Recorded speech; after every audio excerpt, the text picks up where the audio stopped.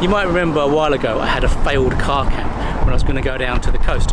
Well, you can kind of see it. It is all the way over there on the corner. I think it was called Saltwood or something, but that is still somewhere where I want to do a car camp, because I can basically car camp there either roadside or in a car park, and then do a run all the way through here and Hive and beyond, basically. So yeah, that is still a plan for a future car camp.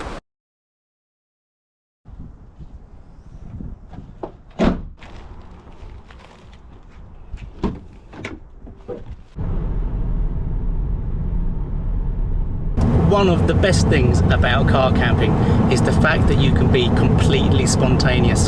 So tonight it is 10 to 8 and I'm only just heading out now, and as you can see by the state of my boot, I've literally just chucked everything in the car and scooted off. And I think it's totally safe to say that any car camper will tell you this is why we car camp, because you can be as spontaneous as this. That I've literally got home after a family afternoon out, jumped straight in the car, and I'm out the door within probably 20 minutes, all packed and ready to go. So the only problem with going this late means the lighting in the car is not particularly good for a driving vlog. So I will see you when we get there.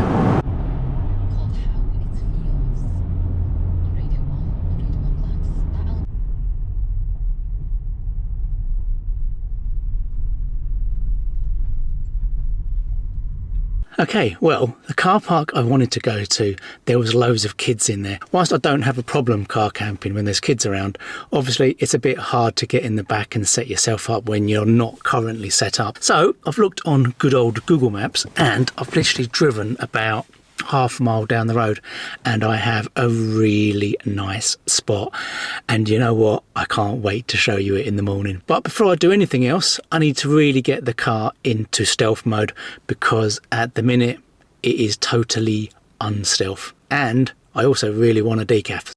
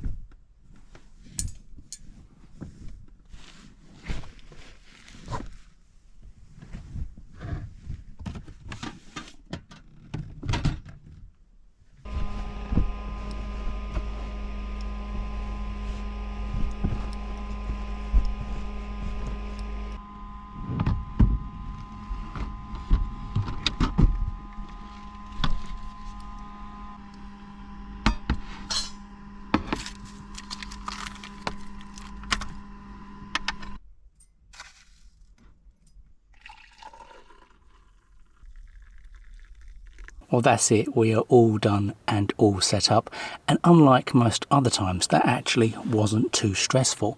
I think because there's a camper van almost directly behind me and they're clearly camping overnight, and because this road is a very kind of funny little coastal side road, I didn't need to be completely stealth in the way I set my car up, so I could have one door open and I kind of did everything through the door.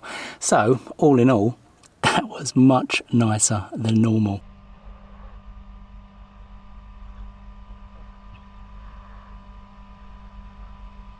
So I often use Google Maps to find my park ups, and that is how I found this park up just now. But once I got here and I was all set up, then I started to think to myself, are there any parking restrictions or not? Because this isn't a Ringo pay place. Anyway, I went back onto Google Maps and I saw this. So what it means is, and I learnt this in Faversham, I thought I had to leave at 8 AM. But actually what the sign says is you have 2 hours parking from 8 AM. So that basically means tomorrow I can possibly have a lay-in before I scoot off for my run. But I will have to probably go back to the car park I was just in.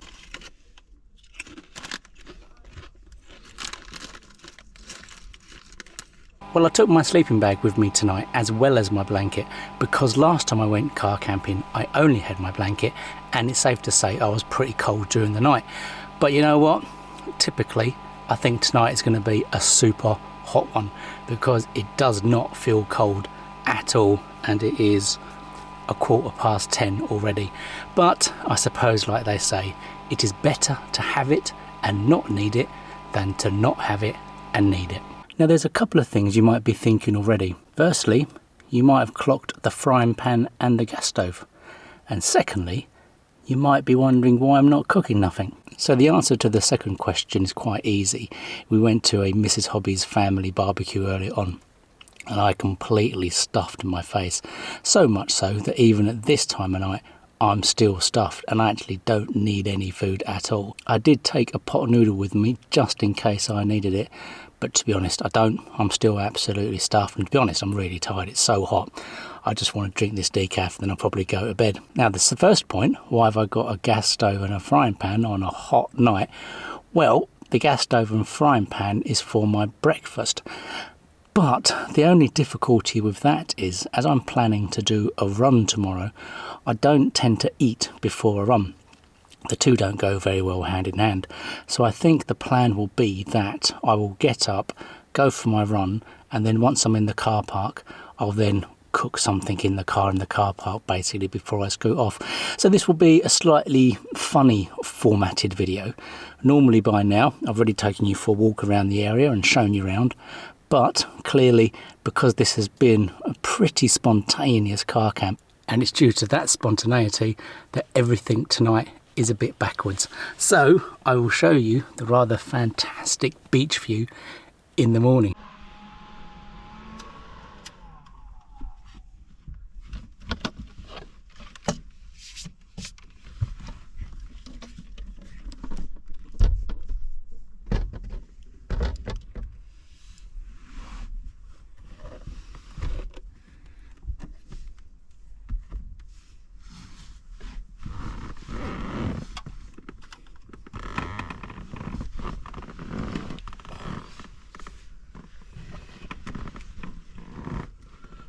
At some point I really do need to buy a new USB fan. As good as this one is, the JML Chillmax I think it was, the fact there's no mount, as you can clearly see, it is really annoying. So at some point very soon I will have a nice new one that has a proper mount, and I can attach it up here and it'll blow on my face like a normal fan, rather than my one, which a certain big Jace maybe indicated that it was cooling something else down rather than my face. An ailment called corticolis, which is where your one muscle of your neck pulls your... His feet were bound too, so he was buried in a kneeling position. All very strange. Well, this is definitely the most revolutionary breakthrough I've ever had whilst car camping, and that is the fact that I can balance the fan on my flab and it stays there perfectly still and keeps me lovely and cool. Win-win. And this would be why the car is so toasty tonight. Now, when it is really hot in your car camper, what you really need to invest in is a proper air conditioning system, because it just makes it so much more bearable. And here's mine. Yes, I have opted for the fan-in shoe model because it just, you know, sucks the waft in from the shoe and blows it onto your face while you sleep. It really is quite awesome. It is 12 o'clock, so I suppose I should hit the sack. I blame you, Steve. Your video was 40 minutes long and it took up my whole evening. So, if all goes to plan, the next shot that you will see will be me peeling back the blackout to show you the beachy view.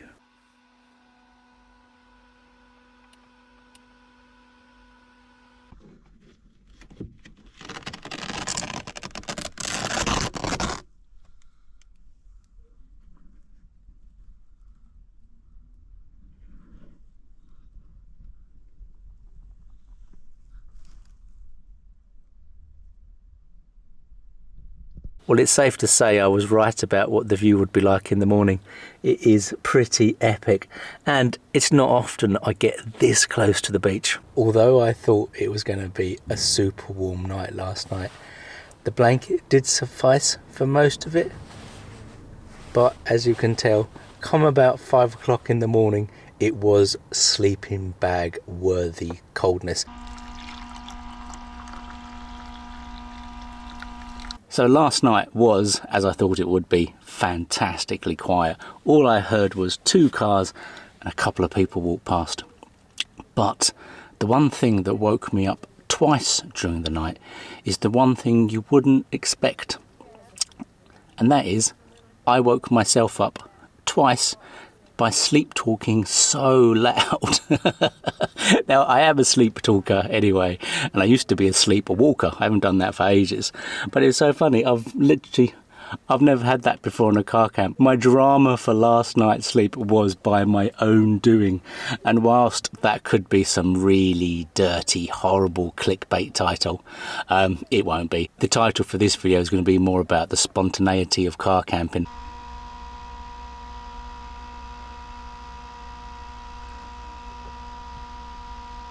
Well, the time is now 9:20 and it is 10 o'clock that I have to leave this spot. But it is going to be really difficult to exit my vehicle without being seen. Basically, there's benches all down the prom, and it's clearly a place where locals sit and chat. So I've got women on the bench behind me, and I've got women on that bench there. And that's in addition to the amount of traffic coming past in terms of bikes and runners and walkers. So there's virtually no chance of getting out of this vehicle stealthily. I mean, I could in theory take the blackout curtain down and climb over the front, but they'll still see me because they're sitting on the bench just there. I have a cunning plan for how I can escape my stealth predicament, because both benches still have people on.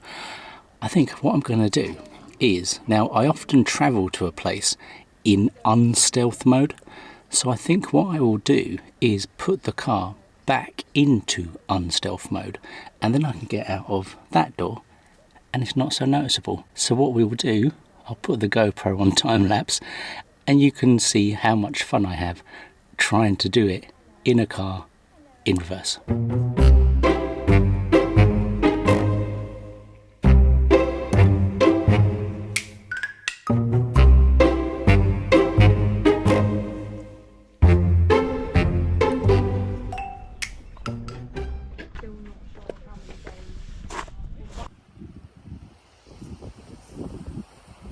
Well, what an absolutely wonderful morning this is.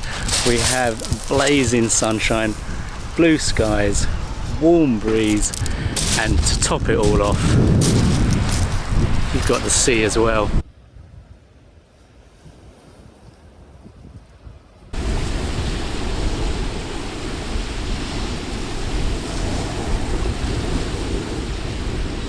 But that's enough peace and tranquility. Now I need to go back to the car and move before I get a ticket. And this is the car park I was intending to car camp in, but I didn't like the look of last night. The youngsters were over in that corner, and to be honest, it actually isn't flat anyway.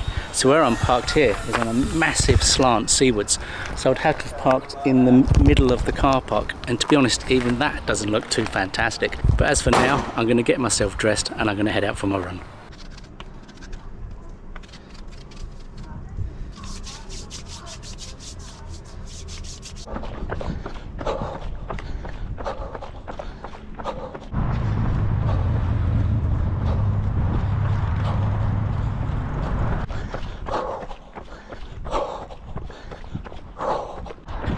Now, to use a phrase some of you might be familiar with, the weather today is absolutely red as...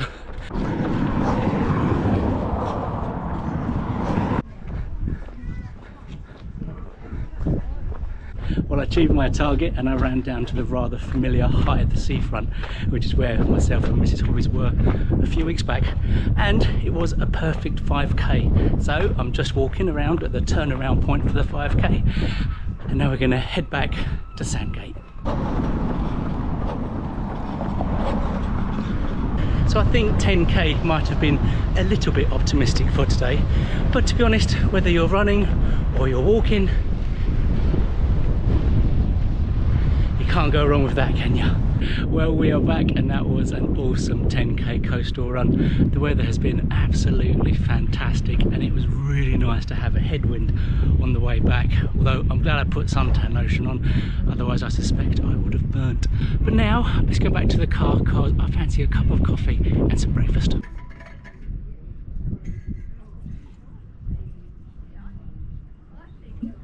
In all the time I've been car camping and I've been using this sun lounger as a bed, I've never once used it as a chair outside the car. It's never occurred to me. But when you're somewhere like this and you can obviously sit out back, well, the bed serves a total second purpose.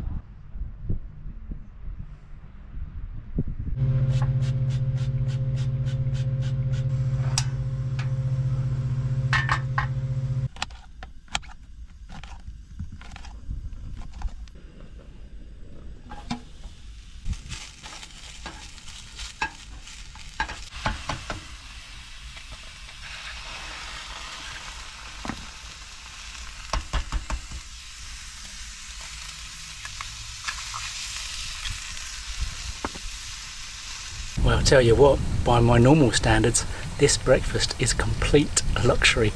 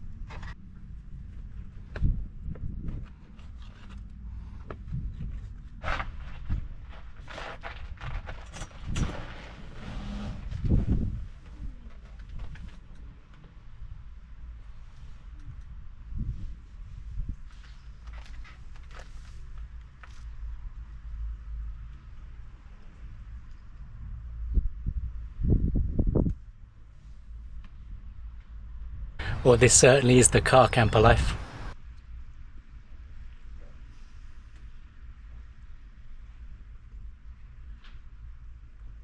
Well, I think it's fairly safe to say that this car camper has gone completely to plan. We've had a good night's sleep, we've had a great quiet location, I've been for a lovely tiring run along the seafront, and we've come to a very chill car park and had a proper cooked breakfast and a couple of cups of coffee. The weather has been absolutely fantastic. The views are absolutely awesome. And to be honest, I think it's time now. I need to pack up and scoot off home because I'm getting hot and tired now. So yes, I hope you've enjoyed this car camp and I will see you again very soon. Take care.